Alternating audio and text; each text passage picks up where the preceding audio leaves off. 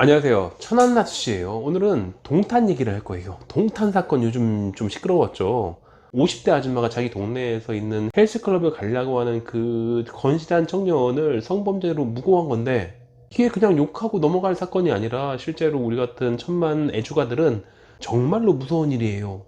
현재 법이 그렇다고, 사회가 그래. 그러니까 술 마시는 사람들이 조심해야 되는 거예요. 아니, 그 친구는 술 마신 게 아니지만 술을 안 마신 사람도 그렇게 무고 당해가지고서 어떻게 인생이 작살날지도 모르는데, 우리 같은 경우에는 술 마셨을 때는 답이 없어요. 이거는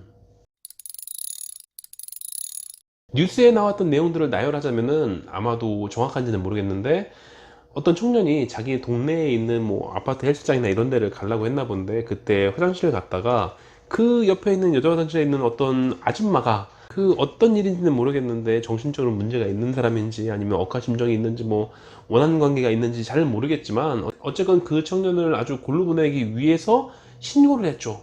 50대인 자기가 화장실에서 위를 보고 있는 건데, 거기에 20대 청년이 성적 목적을 가지고서 침입을 한 다음에 훔쳐보고 추행을 했다, 이런 건데, 이걸 가지고서 경찰에 신고를 했으니까 경찰에 나왔을 테고, 경찰이 나온 다음에 이 거기에 있는 이 사람의 인상착의를 보고서 이 사람이 맞는 것 같다 해가지고서 범죄자 취급을 하죠. 그리고 경찰서 여청계에서도 이 사람을 시민이 아닌 범죄자인 것처럼 그렇게 취급을 해가지고서 그래서 문제가 되고 있는 거잖아요. 제가 정확히 들은 건지는 모르겠지만 동탄이 그거에 대해서 실적 1위래요. 그래서 아마도 이런 식으로 억울한 피해자를 자꾸 만들어 가지고서, 그래서 1위를 차지한 게 아니냐, 실적이 중요하니까, 그런 의혹을 하고 있는 거죠. 저는 금주 클리닉을 해가지고서 법원에 제출할 수 있는 서류를 그렇게 작성하는 그런 한의원 원장이기 때문에, 그리고 저 자신이 술을 종종 즐기기 때문에 이 기사를 보면서 정말로 섬뜩했어요.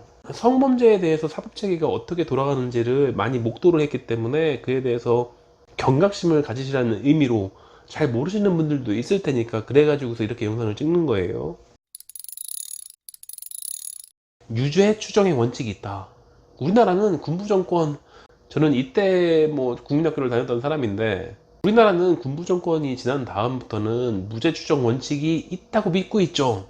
보통은 그게 맞다고 배웠는데 실제로 그렇게 이루어지고 있는 건데, 가끔 유죄 추정의 원칙이 이루어지는 때도 있어요. 제가 관찰했던 것들을 봤을 때는 무조건 다 그렇다는 게 아니고 가끔 있어요. 좀 억울하게. 성범죄에서만큼은 유독 그 피해자를 주장하는 사람이 자신이 당한 거를 일관적으로 진술만 할 수 있다면, 그에 비해서 피고인으로 지적당한 그 사람이 어버버하고 있다면, 그러면 되게 이제 가해자가 되고 범인이 되는 거예요. 그래서 그 동탄 그 사건에서 그 아줌마가 이상한 소리 안 하고서 자기가 한 말을 개연성 있게 일관적으로 계속 기술을 했다면은 그 청년도 어떻게 됐을지 모르는 거예요. 근데 아줌마가 그렇게 뭐 이상한 소리를 한다고 할지라도 그 청년은 명확하게 얘기를 할 수 있었으니까, 아무리 동탄 경찰서에서 이 사람을 잡아 넣으려고 그 난리를 쳤어도 그래도 풀려날 수 있었잖아요. 근데 우리는, 술을 마신 우리는 거기서 정확하게 얘기를 할 수 있었겠는가? 우리가 더 심하게 이랬다 저랬다 할 거거든. 그때 술을 마셨는데 뭐 그 사람을 본 것 같기도 하고 아닌 것 같기도 하고, 내가 화장실 간 것 같기도 하고 아닌 것 같기도 하고, 밖에서 노상방뇨를 했는지 뭐 이러고 있으면은, 나는 취해서 기억도 잘 안 나는데 저 아줌마는 확신에 차가지고 얘기를 하고 있고, 나는 내가 나 스스로를 잘 못 믿겠는데, 적어도 나는 그런 짓을 했을 것 같진 않은데, 아 내가 그럴 리가 없는데, 나는 그런 사람이 아닌데 이러고 있는데 경찰이 이런 사람이야. 그러면 변호사를 선임했을 때 변호사도 그냥 그 전략적으로 유죄를 인정하자고 해요. 전략적 유죄 인정. 내가 했건 안 했건 별로 중요하지 않아요. 내가 명확하게 거기에 대해서 기술할 수 없다는 게 중요한 거지. 그래서 보통은 변호사 통해서 합의금 내고, 합의금 많이 줘야 돼요. 많이 주고 그렇게 합의해요. 그래서 그냥 변호사 통해서 사과하고 합의금 건네주고 그래요. 그 순간 나는 이제 성범죄 전과자가 되는 거지만, 어쨌건 그게 조금 더 데미지가 적다고.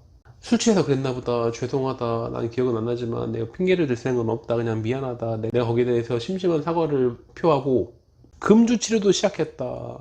돈으로 피해받으신 거에 대해서 퉁칠 수는 없겠지만, 그래도 놀라고 분개하신 거에 대해서 작은 위로라도 되실까 해가지고서 성의껏 있는 대로 좀 모아봤다, 뭐 이런 식으로 숙이고 들어갔는데, 정말 억울하지.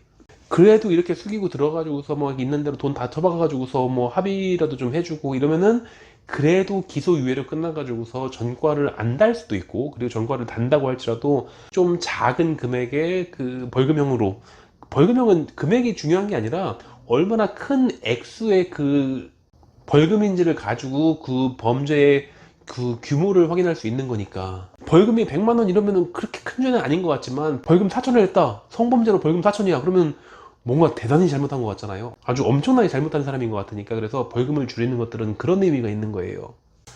어쨌건 뭐 싹싹 빌어가지고서 내가 한 일인지 아닌지 잘 모르는 상태에서 그래도 벌금은 좀 작은 금액으로 그렇게 조금 경미한 실수만을 한 성범죄자로서의 인생을 살면 되는 거죠. 에이.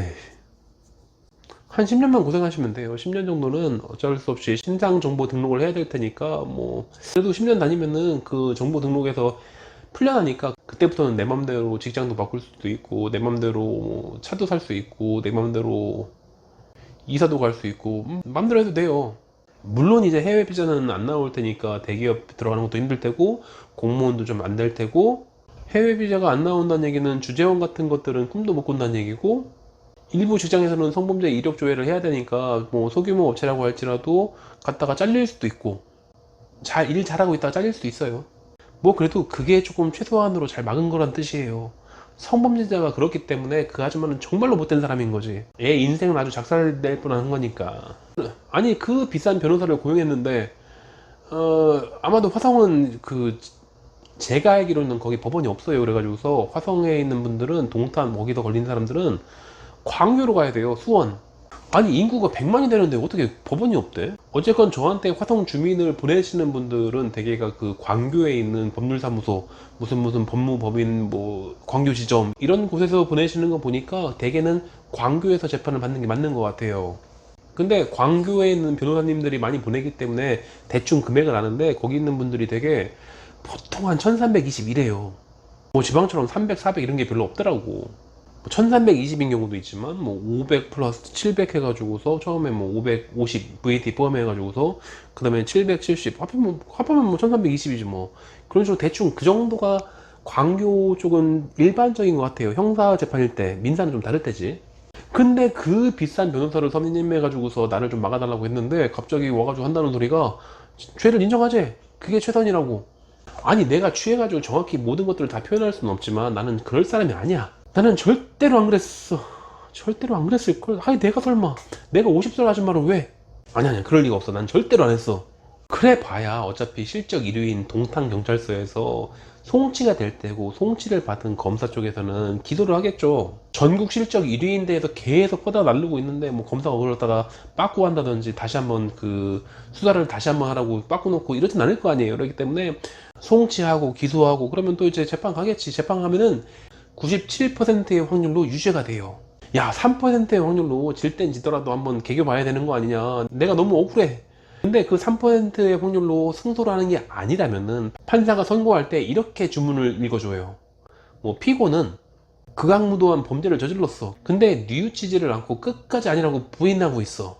이건 괘씸하고 자기가 잘못했다는 인식이 없기 때문에 또다시 또 같은 범죄를 저지를 수 있는 확률이 많고, 그리고 성범죄 같은 경우에는 특히나 재범률이 워낙에 높기 때문에 이 사람은 반드시 또 안 좋은 짓을 할 가능성이 많아. 그렇기 때문에 형량을 되게 세게 때릴 수밖에 없다, 이런 식으로. 그렇게 해서 어마어마한 형량을 받는 것보다, 그러니까 변호사님 말대로 그냥 유죄를 인정하고서 어떻게든 피해자라고 주장하는 사람의 입을 좀 막아주고, 전략적으로 그래서 유죄를 인정해가지고 나는 아닌 것 같지만 어쩔 수 없이 나한테 이득이 되는 게 어떤 것인가들을 가늠해서 어떻게든 기소유예라도 받아보고 벌금이라도 좀 낮게 받아보려고 노력하고 이래보자고 하는 거예요. 그러니까 합의금도 넉넉히 준비하라고 하고 있고, 뭐 네가 잘못한 건 술 먹고 한 것밖에 없으니까 그러니까 금주치료 좀 해라, 이런 것들을 전부 다 양형자료로 내가지고서 어떻게든 낮춰서 받으려고. 한 짓이 없어도 그냥 유죄를 인정하고 형량을 좀 최대한 낮춰받기 위해 노력하라는 게 정말 억울하지만, 그 변호사님들이 뭐 잘 몰라가지고 그러는 게 아니라 그게 최선일 수도 있기 때문에 그렇게 제안을 한 거예요. 물론 동탄 경찰들이 전부 다 저렇진 않겠지. 하지만 그런 사람들이 있고 실적이 과도하게 높고 이렇다는 얘기는 그 사람들이 정말로 철두철미하고 뭐 그런 사람들이 아니라 조금 그 동네 분위기가 그런 식으로 돌아갈 수도 있는 거니까. 만약에 그 아줌마가 아무리 이상한 소리를 했다고 할지라도 그래도 술 마신 사람보다는 더 똑똑하게 얘기했을 수도 있으니까. 그러니까 그런 것들을 보게 되면은 이 경찰들이 건수 잡은 거죠. 이건 분명히 넘길 수 있을 것 같으니까. 그렇기 때문에 결론은, 동탄에 있는 사람들은, 남자는 술 마시지 말아요. 집에서 마셔요. 밖에 나가지 말고. 술 다 깰 때까지는 밖에 절대로 나가지 말아요. 근데 동탄에 살고 있으면서도 겁도 없이 밖에 나가서 술 마시고 있다, 그러다가 성범죄로 물렸다 그러면은 지체 없이 변호사부터, 경찰서 갈 때부터 변호사랑 같이 가요. 아, 거기가 화성 사건이 있어가지고서 성범죄에 대해서 그렇게까지나 하는 건 그런 건가?